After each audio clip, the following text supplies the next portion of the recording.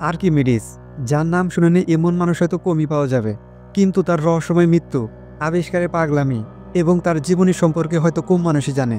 সে কেন নগ্ন অবস্থাতেই রাস্তায় বের হয়ে আসে এবং তাকে কেন হত্যা করা হলো, এই সবই থাকছে আজকের ভিডিওতে। বন্ধুরা, আপনাদের সবার কাছে একটা অনুরোধ, ভিডিওতে একটা লাইক দিয়ে চ্যানেলটি সাবস্ক্রাইব করে দিন। আপনাদের একটি সাবস্ক্রাইব আমাদের কাছে অনেক মূল্যবান। আর্কিমিডিস ছিলেন একজন গ্রিক গণিতবিদ, পদার্থবিজ্ঞানী, প্রকৌশলী, জ্যোতির্বিদ ও দার্শনিক। প্রাচীন গ্রিক সভ্যতার উন্নতির সর্বোচ্চ শিখরে পৌঁছেছিল প্রাচীনকালের সর্বশ্রেষ্ঠ গণিতজ্ঞ আর্কিমিডিসের সময়।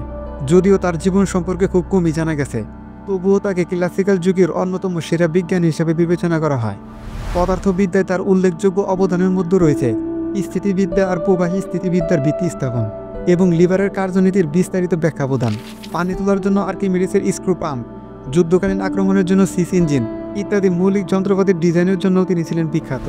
আধুনিক বৈজ্ঞানিক পরীক্ষায় তার নকশাকৃত আক্রমণকারী জাহাজকে পানি থেকে তুলে ফেলার যন্ত্র বা পাশাপাশি রাখা এক গুচ্ছ আয়নার সাহায্যে জাহাজে অগ্নিসংযোগের পদ্ধতি সফলভাবে বাস্তবায়ন করা সম্ভব হয়েছে। আর্কিমিডিসকে সাধারণত প্রাচীন যুগের সেরা এবং সর্বকালের অন্যতম সেরা গণিতজ্ঞ হিসাবে বিবেচনা করা হয়। তিনি মেথড অফ এক্সেশন ব্যবহার করে অসীম দ্বারা সমষ্টিরূপে প্যারাবোলার বক্ররেখার অন্তর্গত ক্ষেত্রের ক্ষেত্রফল নির্ণয় করেন এবং পায়ের প্রায় নিখুঁত একটি মান নির্ণয় করেন। এছাড়াও তিনি আর্কিমিডিসের স্পাইরালের সংজ্ঞা দেন, বক্রতলের ক্ষেত্রফল নির্ণয়ের সূত্র প্রদান করেন এবং অনেক বড় সংখ্যাকে সহজে প্রকাশ করার একটি চমৎকার পদ্ধতি আবিষ্কার করেন। যদিও রোমানরা আর্কিমিডিসের কোনো ক্ষতি করার উপর নিষেধাজ্ঞা দিয়েছিল, কিন্তু রোমানদের সিরাকিউস অবরোধের সময় এক রোমান সৈন্যর হাতে আর্কিমিডিস নিহত হন। আর্কিমিডিসের আবিষ্কার। আর্কিমিডিস তার অনিয়মিত আকারের বস্তুর আয়তন পরিমাপের পদ্ধতির মাধ্যমে প্রমাণ করেন যে মুকুটের সোনার ঘনত্ব খাঁটি সোনার ঘনত্বের চেয়ে কম। আর্কিমিডিসের সবচেয়ে জনপ্রিয় আবিষ্কারগুলোর মধ্যে একটি ছিল অনিয়মিত আকারের বস্তুর আয়তন পরিমাপের পদ্ধতি। ভিট্রুভিয়াসের বিবরণ অনুযায়ী রাজা দ্বিতীয় হিউরের জন্য লরেল পাতার মুকুটের মতো দেখতে একটি সোনার মুকুট প্রস্তুত করা হয়েছিল। আর্কিমিডিসকে দায়িত্ব দেওয়া হয়েছিল মুকুটটি খাঁটি সোনার কিনা সেটা নিশ্চিত করার। সহজ পদ্ধতি ছিল মুকুটটি গুলিয়ে তার ঘনত্ব নির্ণয় করা, কিন্তু রাজা মুকুটটি নষ্ট করতে রাজি ছিলেন না। আর্কিমিডিস যখন এই সমস্যা নিয়ে ভাবছিলেন, তখন হঠাৎ গোসল করতে গিয়ে তিনি লক্ষ্য করেন তিনি পানিতে নামা মাত্র বাথটাবের পানির উচ্চতা বৃদ্ধি পাচ্ছে। তিনি বুঝতে পারেন যে পানির এই ধর্মকে ঘনত্ব পরিমাপ করা সম্ভব। যেহেতু ব্যবহারিক কাজের জন্য পানি অসংকোচনশীল, তাই পানিতে নিমজ্জিত মুকুট তার আয়তনের সমান পরিমাণ পানি সঞ্চিত করবে। এই অপসারিত পানির আয়তন দ্বারা মুকুটের ভরকে ভাগ করে মুকুটের ঘনত্ব পরিমাপ করা সম্ভব। যদি মুকুটের উপাদানে সোনার সাথে অন্য কোনো কম ঘনত্বের ধাতু যোগ করা হয়, তাহলে তার ঘনত্ব খাঁটি সোনার ঘনত্বের চেয়ে কম হবে। বলা হয়ে থাকে এই আবিষ্কার আর্কিমিডিসকে এতটাই উত্তেজিত করেছিল যে তিনি নগ্ন অবস্থায় শহরের রাস্তায় ইউরোকো বলে চিৎকার করতে করতে দৌড়াতে শুরু করেছিলেন। ইউরোকো অর্থ হচ্ছে অ্যাম্পিরেসি। বাস্তবে আর্কিমিডিসের আবিষ্কৃত এই পদ্ধতিটি প্রশ্নের সম্মুখীন হয়েছিল। ঘনত্বের পার্থক্যের কারণে যে পরিমাণ পানি অপসারিত হবে সেটি সঠিকভাবে নির্ণয় করা একটি কষ্টসাধ্য কাজ। এই সমস্যার সমাধান করা হয় ফ্লুইড স্ট্যাটিক্সের মাধ্যমে, যেটি আর্কিমিডিসের তত্ত্ব নামে পরিচিত। তত্ত্বটি তার অন ফ্লোটিং বডিজ প্রবন্ধে বর্ণনা করা হয়েছে। তত্ত্বে বলা হয়েছে যে কোনো বস্তুর ওজন এটি দ্বারা অপসারিত পানির ওজনের সমান। বন্ধুরা, আর্কিমিডিসের রহস্যময় মৃত্যু সম্পর্কে লাস্টে বলা হবে, তার আগে আর্কিমিডিসের আরও কিছু আবিষ্কার জেনে নেই। আর্কিমিডিসের স্ক্রু। আর্কিমিডিসের স্ক্রু পানি উত্তোলনের কাজে ব্যবহৃত একটি কার্যকর যন্ত্র।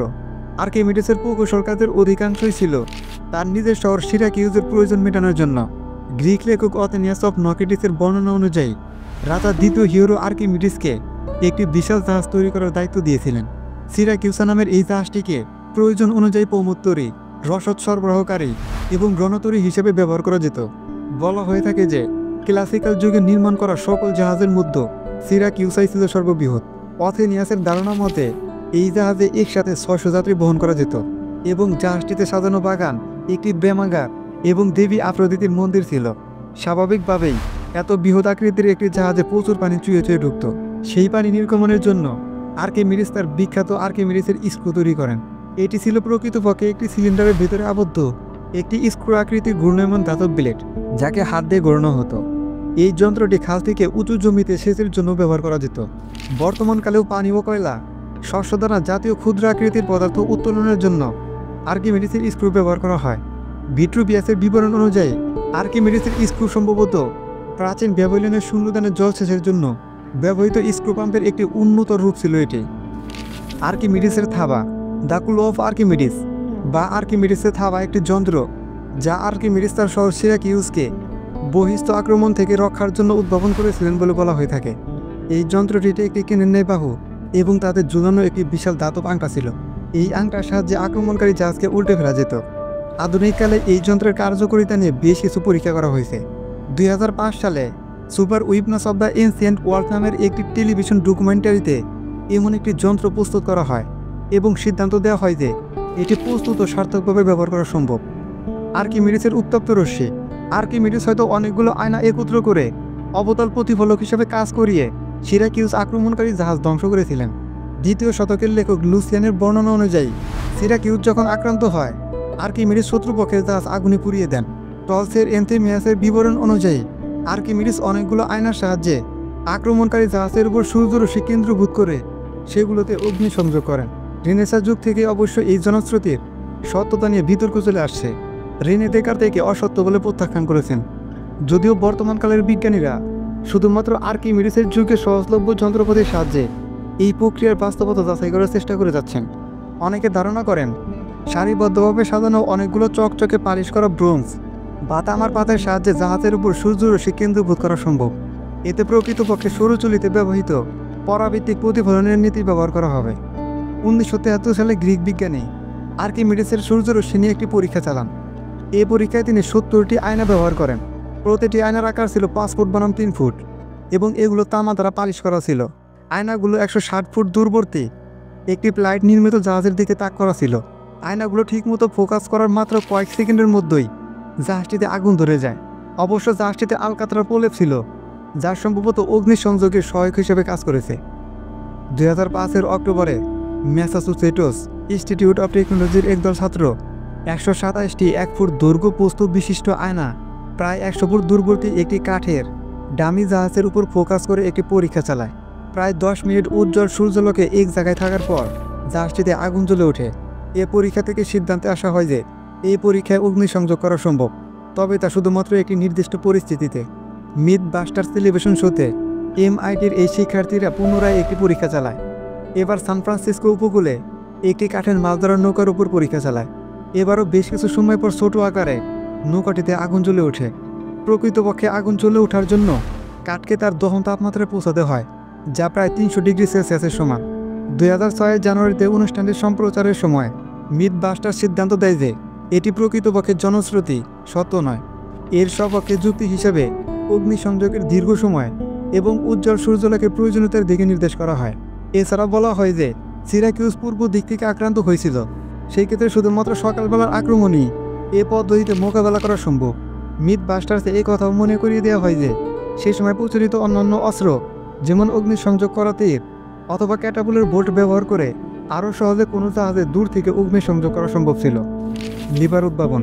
যদিও আর্কিমিডিস নিজে লিভার উদ্ভাবন করেননি, কিন্তু তিনি সর্বপ্রথম লিভারের কার্যনীতি নিয়ে বিস্তারিত আলোচনা করেন।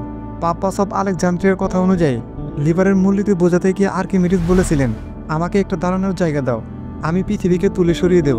পুলটার্ক ব্যাখ্যা করেছেন আর্কিমিডিস কীভাবে ব্লক অ্যান্ড ট্যাকেল পুলি ডিজাইন করেন, যা নাবিকদের লিভারের মূলনীতি ব্যবহার করে অনেক ভারী বস্তু সরাতে সাহায্য করে। এছাড়াও আর্কিমিডিস ক্যাটাপল্টের ক্ষমতা এবং দক্ষতা বৃদ্ধি করেন এবং প্রথম পিউনিক যুদ্ধের সময় অডোমিটার আবিষ্কার করেন। প্রচলিত বিবরণ অনুযায়ী অডোমিটার ছিল একটি গিয়ারযুক্ত ঠেলাগাড়ি, যা প্রতি মাইল চলার পর একটি পাত্রে ছোট একটি গোলক ফেলে দিত। শিশিরও তার ডে রিপাবলিকা নামক কাল্পনিক কথোপকথনে আর্কিমিডিস উল্লেখ করেন সিরাকিউস দখলের পর রোমান সেনাপতি মার্কাস ক্লোদিয়াস মার্সেলাস রোমে 2টি যন্ত্র নিয়ে যান। এই যন্ত্রটির সাহায্যে সূর্য, চাঁদ এবং 5টি গ্রহের পরিবর্তন দেখানো যেত। এক সময় ধারণা করা হতো যে এমন যন্ত্র তৈরি করার জন্য যে পরিমাণ যন্ত্র কৌশলগত জ্ঞান থাকা লাগে তা এত প্রাচীনকালে ছিল না। কিন্তু 1902 সালে অ্যান্টিকাইথেরা মেকানিজমের খোঁজ পাওয়ার পর বোঝা যায় যে প্রাচীন গ্রিকদের এসব বিষয়ে যথেষ্ট জ্ঞান ছিল। এই ছিল আর্কিমিডিসের আবিষ্কার। তো চলুন এবার জেনে না যাক আর্কিমিডিসের জীবনী ও তার রহস্যময় মৃত্যু সম্পর্কে। আর্কিমিডিস আনুমানিক 287 খ্রিস্টপূর্বাব্দে তৎকালীন বৃহত্তর গ্রিসের উপনিবেশ সিসিলি সিরাকিউস নামের বন্দর নগরীতে জন্মগ্রহণ করেন। ব্রাইজেন্টাইন গ্রিক ঐতিহাসিকজন জেতুজেসের বিবরণ অনুযায়ী আর্কিমিডিস 75 বয়সে মারা যান, যেখান থেকে তার জন্মসাল সম্পর্কে ধারণা করা হয়। দ্য সেন্ট রেকুলার নামক দলিলে আর্কিমিডিস তার বাবার নাম ফিডিয়াস বলে উল্লেখ করেন। ফিডিয়াস একজন জ্যোতির্বিদ ছিলেন, যার সম্পর্কে আর কিছু জানা সম্ভব হয়নি। ঐতিহাসিক প্লুটার্ক তার দ্য প্যারালাল লাইফ নামক জীবনী গ্রন্থে আর্কিমিডিসকে সিরাকিউসের রাজা দ্বিতীয় হিরোর আত্মীয় বলে উল্লেখ করেন। আর্কিমিডিসের বন্ধু হেরাক্লিটিস তার একটি জীবনী লিখেছিলেন, কিন্তু সেটি পরবর্তীতে হারিয়ে যায়। আর্কিমিডিসের জীবনের অনেক খুঁটিনাটি তথ্য তাই আর জানা যায়নি, যেমন তিনি বিয়ে করেছিলেন কিনা, তার কোনো সন্তান ছিল কিনা, এগুলো অজানাই রয়ে গেছে। যৌবনে আর্কিমিডিস সম্ভবত মিশরের আলেকজান্দ্রিয়ায় পড়াশোনা করেছিলেন, যেখানে কোনন অফ সামোস এবং এরাতোস্থেনেস অফ সিরেন তার সহপাঠী ছিলেন। তিনি কোনন অফ সামোসকে তার বন্ধু হিসাবে উল্লেখ করেছিলেন। অপরদিকে তার দুটি কাজের শুরুতে এরাতোস্থেনেসের উদ্দেশ্যে কিছু নির্দেশনা ছিল। 2012 খ্রিস্টপূর্বাব্দে দ্বিতীয় পিউনিক যুদ্ধের সময় আর্কিমিডিস নিহত হন, যখন রোমান সেনাপতি জেনারেল মার্কাস ক্লোডিয়াস মার্সেলাস 2 বছর ধরে অবরোধের পর সিরাকিউস দখল করেন। প্লুটার্কের বিবরণ অনুযায়ী সিরাকিউসের পতনের সময় আর্কিমিডিস একটি গাণিতিক চিত্র নিয়ে ব্যস্ত ছিলেন। তখন এক রোমান সৈন্য তাকে কাজ বন্ধ করে জেনারেল মার্সেলের সাথে দেখা করতে যাওয়ার নির্দেশ দেয়। আর্কিমিডিস তার কাজ শেষ না করে যেতে অস্বীকৃতি জানালে ক্ষিপ্ত সৈনিক তার তলোয়ার দিয়ে তাকে তাৎক্ষণিকভাবে হত্যা করে। অন্য একটি স্বল্প প্রচলিত ধারণা হচ্ছে আর্কিমিডিস এক রোমান সৈন্যের কাছে আত্মসমর্পণের সময় নিহত হন। এই মতবাদ অনুসারে তিনি কিছু গাণিতিক সরঞ্জাম বহন করেছিলেন, যেগুলোকে সৈন্যটি মূল্যবান সম্পদ ভেবে বিভ্রান্ত হয় এবং লোভে পড়ে তাকে হত্যা করে। বলা হয়ে থাকে যে জেনারেল মার্সেলাস আর্কিমিডিসের বৈজ্ঞানিক প্রতিভা সম্পর্কে এবং তিনি তার কোনো ক্ষতি না করার জন্য নির্দেশ দিয়েছিলেন। আর্কিমিডিসের মৃত্যুর সংবাদ তাই তাকে ক্ষুব্ধ করেছিল। বন্ধুরা, এই ছিল আর্কিমিডিসের আবিষ্কার ও জীবনে। যদি ভিডিওটি ভালো লেগে থাকে তাহলে অবশ্যই ভিডিওতে একটা লাইক দিয়ে চ্যানেলটি সাবস্ক্রাইব করে দিন।